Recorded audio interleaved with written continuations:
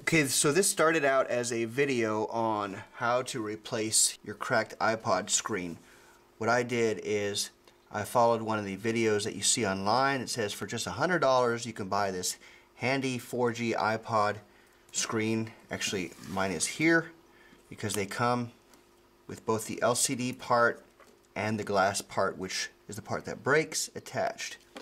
Alright, so what I'm telling you is don't try this at home. Okay, this is my screen. When you watch the online videos, you get this idea that you simply pry this off and you undo a few clips and then you can put your own your new screen back on and everything's fine. Well, things don't work that way. If you notice what happens when an iPod screen breaks, of course the glass shatters. So one of the first things you get is a whole bunch of little tiny shards of glass inside your iPod. Okay, they don't tell you about that. The other thing they don't tell you is it's glued in place. So there was this sort of glue gasket inside there that sort of comes up with everything and tears everything up. The other thing you get is a handy pry tool, which makes it really easy, right, to just break your screen off. Well, unfortunately that pry tool breaks like you would not believe, and oh, by the way, it's pretty much impossible to get a screen off with that thing. I ended up using an X-Acto knife, and in so doing, I don't know if you can see this here, there's a right along this edge here, the gasket is permanently damaged, it's gone. So any sort of moisture comes back onto this thing, it's going to ruin the iPod. Now, putting this thing back in place, of course you've got to have some sort of glue to hold this on to make it fit perfectly. What also happens that they don't tell you about is when you take this thing off, your iPod button and a gasket will usually fly off onto the floor. And if you notice, there's all sorts of glue and stuff here, alright, that they don't tell you about. Okay, now the main problem, this tiny ribbon cable right here is extremely delicate.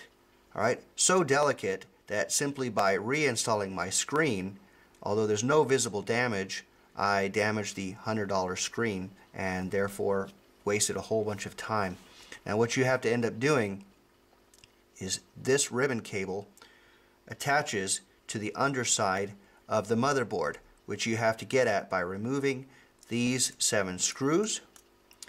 Alright, and on a lot of the videos it just comes right off, everything's fine. But what's also going on underneath there is you'll find that if you see this black line around here, basically the entire metal plate is covered with a sort of almost like spray-on electrician's tape, and that when you pull that off it pops off. And what it also does is it hides some pieces of copper foil. For example, this piece right here, this is where the ribbon cable is attached to the underside. The whole bit is wrapped in copper foil, which there's no way to remove the cable without tearing that up, so you have to somehow reform that on there. And there's other various cables and things underneath there that are impossible to pop off without tearing tape off and other glue and things. Now, if you do decide to do this on your own, one other important thing that they don't mention on any of these videos is these little screws.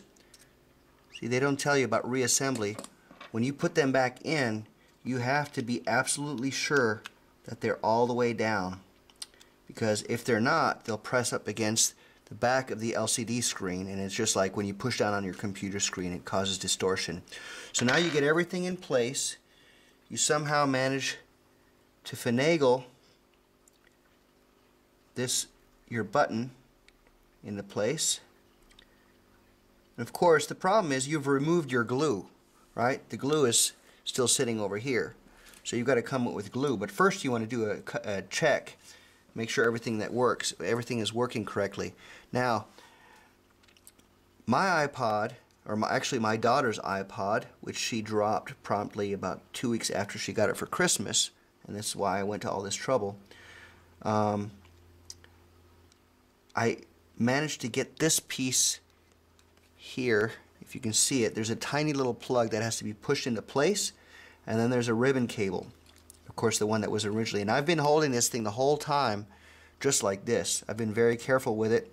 Maybe I pulled on it. Now what I did is when I closed it, okay, if you notice as it closes, the ribbon cable down there overlaps the edge of this metal plate, and that didn't seem to be too good a thing. So I closed it up. It worked perfectly, and then I said, okay, I'm gonna have to go and glue this thing back together again.